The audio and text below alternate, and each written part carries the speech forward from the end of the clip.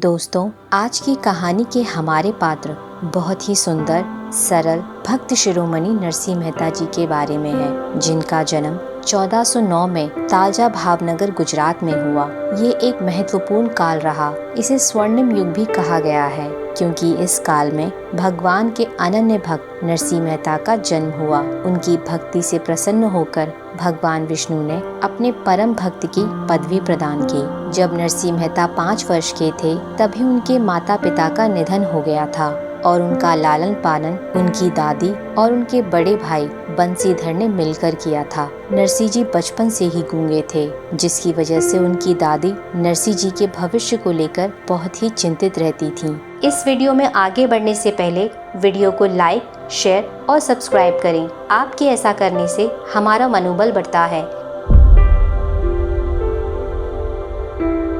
एक दिन उनके गांव में एक सिद्ध संत आए। तब उनकी दादी नरसिंह जी को उनके पास ले गईं और बोली, हे भगवान, ये मेरा पोता है, ये बचपन से ही गूंगा है, इस पर कृपा करें। तब उन सिद्ध संत ने नरसिंह जी के सर पर हाथ रखा और बोले कि बालक, बोलो राधे कृष्ण। और तब नरसिंह मेहता जी ने अपना पहला शब्द राधे कृष्ण बोला। उस वक्त उनकी उम्र 9 वर्ष थी। उनको बोलता देख उनकी दादी बहुत प्रसन्न हुई। समय बीता। उनके बड़े भाई बंसीधर का विवाह दुरंती गौरी से हुआ।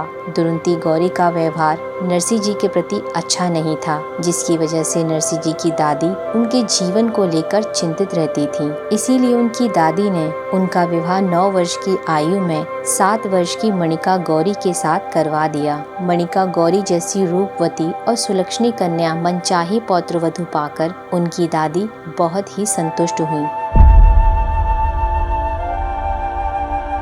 बंसीधर ने नरसिंह जी के जीवन में किसी प्रकार की कोई कमी नहीं छोड़ी। उनकी शिक्षा पर उन्होंने पूर्ण रूप से ध्यान दिया। उन्होंने उनका संस्कृत पाठशाला में दाखिला करा दिया, पर नरसिंह जी का मन शिक्षा में था ही नहीं। उनका मन बस भगवान की भक्ति में ही तन्मय था। वो दिन रात भगवान को भजते रहते। भगवान शंकर में उनकी अपार श्रद्धा थी। वे नित्य मंदिर जाते और संतों के साथ भजन में इतना मगन हो जाते कि वो इस संसार को ही भूल जाते। कई कई दिनों तक वो घर भी नहीं जाते थे। इसी कारण उन्हें अपने घर वालों की डांट भी सुननी पड़ती थी और समाज भी उनकी निंदा करता था। उनकी भाभी ने उनका और उनकी पत्नी का जीवन कष्ट भरा बना दिया था। उन्हें उनकी भाभी हर एक बात पर ताना मारती, उन्हें परेशान करती। वो रोज नए षड्यंत्र रचती ताकि नरसिंह मेहता अपनी भक्ति छोड़ दें, पर उनकी भक्ति का रंग इतना पक्का था कि उस पर कोई और रंग न चढ़ सका। जब नरसिंह मेहता 15 वर्ष के हुए, उनके बड़े भाई ने उन्हें घोड़ों की देखभाल और घास काटने के कार्य में लगा दिया और वो अपने कार्य को बड़ी आनंद पूर्वक करते। एक दिन बंसीधर अपने काम से बाहर गए और नरसिंह जी प्रातः काल अपना कार्य समाप्त करके घोड़ों के लिए घास काटने चले गए। शाम को जब वो घर आए और उन्होंने अपनी भाभी से खाना मांगा, तब उनकी भाभी ने उन्हें ताना मारते हुए बासी खाना परोस दिया। यह व्यवहार नरसिंह मेहता की पत्नी को दुखी कर गया और वो रोने लगी। मेहता जी ने जैसे तैसे अपनी पेट की ज्वाला को शांत किया और भोजन करके वहाँ से चल दिए। यह देख दुरंती गौरी और क्रोधित हो गई और चिल्ला चिल्ला कर कहने लगी कि ऐसा मेरे घर में नहीं चलेगा। अगर इतनी ही तकलीफ है तो जहाँ अच्छा खाना मिलता है वहाँ चले जाओ। नरसिंह और उनकी पत्नी चुपचाप सुनते रहे। उनके मौन को देखकर उनकी भाभी का क्रोध 7वें आसमान को छू गया। फिर तो उसने अनाप शनाप बोलना शुरू कर दिया। इतने में ही बंसीधर घर आ गए। बंसीधर को घर में आता देखकर दुरंती गौरी झूठे आंसुओं से रोने लगी। घर में मेरा कोई काम नहीं, मैं बस इन भगत और भगतानी की सेवा में ही लगी रहूं और मेरा पति बाहर कमाने जाए और ये दोनों बैठकर खाएं। आज मुझे फैसला चाहिए कि या तो ये दोनों इस घर में रहेंगे या मैं। और बंसीधर ने अपनी पत्नी की बातों में आकर अपने भाई नरसिंह मेहता को घर से बाहर निकाल दिया। अब नरसिंह जी का कोई सहारा नहीं था। पत्नी को उदास छोड़ वो घर से निकल आए और मोहल्ले के चबूतरे पर आकर बैठ गए। पूरी रात वो विचार करते रहे कि क्रोध शांत होने के बाद भाई को पछतावा होगा और थोड़ी देर बाद वो खुद उन्हें लेने आएंगे। यही सोचते सोचते वो उसी जगह सो गए। जब सुबह हुई उन्होंने देखा कि उन्हें लेने कोई नहीं आया। फिर वह सोचने लगे कि इस लोभ भरे संसार में सब माया से प्रेम करते हैं, सब स्वार्थी हैं, सिवाय भगवान के जो निस्वार्थ भाव से अपने भक्तों से प्रेम करते हैं। जिसके बाद वो वहाँ से चलने लगे। कोसों दूर अकेले चलने पर एक जंगल आ गया।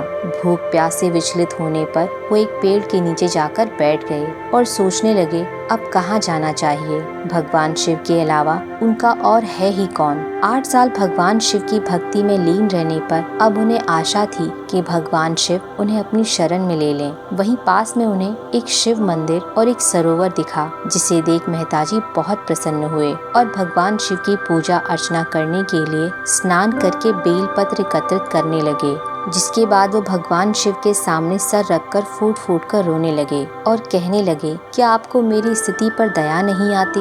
भैया भाभी ने मुझे घर से बाहर निकाल दिया है। दुनिया में कोई नहीं है मेरा, जन्म से आपका ही सहारा है। आप नहीं देखोगे तो कौन बचा फिर? अब मैं आपके द्वार पर ही पड़ा रहूंगा। जिसके बाद मेहताजी भगवान शिव के भजन में लीन हो गए।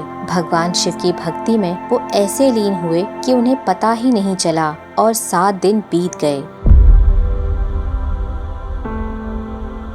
अपने भक्त की ऐसी भक्ति को देख भगवान शंकर प्रसन्न हुए और उन्होंने नरसिंह मेहता को दर्शन दिए। भगवान शंकर को देख नरसिंह मेहता जी ने उनके चरण पकड़ लिए और फूट फूट कर रोने लगे। अपने इष्ट को अपने सामने खड़ा देख नरसिंह मेहता जी अपने आंसुओं को रोक नहीं पाए। तब भगवान शंकर उनसे कहते हैं, मांगो भक्त, क्या मांगते हो? नरसिंह मेहता जी तब कहते हैं कि भगवान, मुझे कुछ प्राप्त करने की कोई इच्छा नहीं है, किंतु अगर आप मुझे कुछ देना ही चाहते हो तो जो आपको सबसे प्रिय है वो ही मुझे दीजिए। जिस पर भगवान शिव कहते हैं कि तुमने तो बहुत ही सुंदर चीज मांगी है। भगवान कृष्ण से अत्यधिक प्रिय और कुछ भी नहीं है। तुम कहो तो मैं तुम्हें उनके दर्शन करा दूं। तब नरसिंह मेहता जी कहते हैं कि भगवान, इससे बड़ा सौभाग्य और क्या ही होगा। मैं अवश्य ही भगवान कृष्ण के दर्शन करना चाहता हूँ।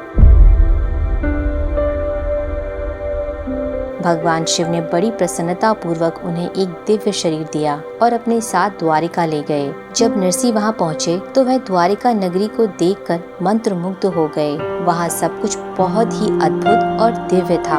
भगवान शंकर नरसिंह मेहता को लेकर द्वारिकाधीश के महल में पहुंचे, जहां भगवान श्री कृष्ण की धर्म सभा चल रही थी। देवकी नंदन श्री कृष्ण राज सिंहासन पर आसीन थे। बाकी सभासद उग्रसेन, बलराम, विदुर, उद्धव, अर्जुन तथा भगवान श्री कृष्ण की 16,108 पटरानियां भी विद्यमान थीं।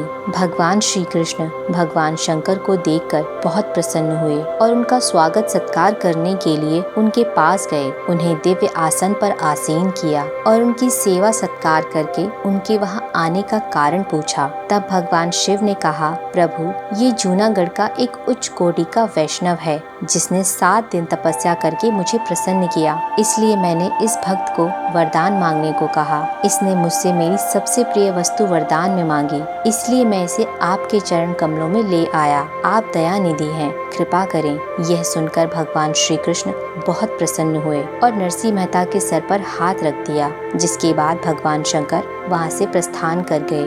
नरसिंह यह सब देखकर गदगद हो रहे थे। जिसके बाद श्री कृष्ण उन्हें अपने अंतःपुर में ले गए और अपना सारा वैभव दिखाया। उसके बाद नरसिंह मेहता भगवान की सेवा में व्यस्त हो गए। उन्हीं दिनों शरद पूर्णिमा का समय आ गया और वहाँ रास मंडल की तैयारियां होने लगी। जितनी गोपियां उतने ही कृष्ण प्रकट हुए। यह सब देखकर नरसिंह मेहता भी मगन हो गए और गोपी बनकर गाने लगे। यह देख श्री कृष्ण बहुत प्रसन्न हुए और उपहार के रूप में अपना पीताम्बर उन्हें दे दिया। उसके बाद श्री कृष्ण ने शंख बजाया और रास शुरू कर दिया। भगवान ने नरसिंह के हाथ में दीपक देकर रास मंडल के बीच में खड़ा कर दिया। नरसिंह मेहता रास मंडल को देखने में इतना लीन हो गए कि दीपक की चिंगारी उनके हाथ पर पड़ी और हाथ मशाल की तरह जलने लगा, परंतु उनको उसकी भी सुध न रही और रास में खो गए। अंत में जब रास समाप्त हुआ और भगवान की नजर नरसिंह के हाथ पर पड़ी जो बुरी तरह जल रहा था, उन्होंने उस आग को बुझाया और उन्होंने उनके हाथ को पूर्णतः स्वस्थ कर दिया। नरसिंह मेहता के ऐसे भाव को देखकर रुक्मिणी इतना प्रसन्न हुई कि उन्होंने अपना हार उतारकर उन्हें दे दिया। भगवान श्री कृष्ण के इसी भाव रस में डूबते डूबते 1 महीना बीत गया और एक दिन भगवान के चरण में सेवा करते करते नरसिंह मेहता के मन में विचार आया कि मुझे भगवान की शरण भैया और भाभी के कारण प्राप्त हुई है, मुझ पर उनका उपकार है। फिर अचानक ही एक आकाशवाणी हुई जिसमें नरसिंह मेहता को वापस पृथ्वी पर जाने का आदेश था ताकि वह अपना बचा हुआ जीवन व्यतीत करके वापस द्वारिका नगरी आ सकें, और ये आदेश उन्होंने मान लिया। नरसिंह मेहता को भगवान श्री कृष्ण से उनकी प्रतिमा और एक करताल मिली, जिसके बाद वो द्वारिका से विदा होकर अपने गांव की ओर चल दिए। अगर आपको ये वीडियो अच्छा लगा हो तो वीडियो को लाइक, शेयर और सब्सक्राइब करें और बेल आइकन दबाना ना भूलें।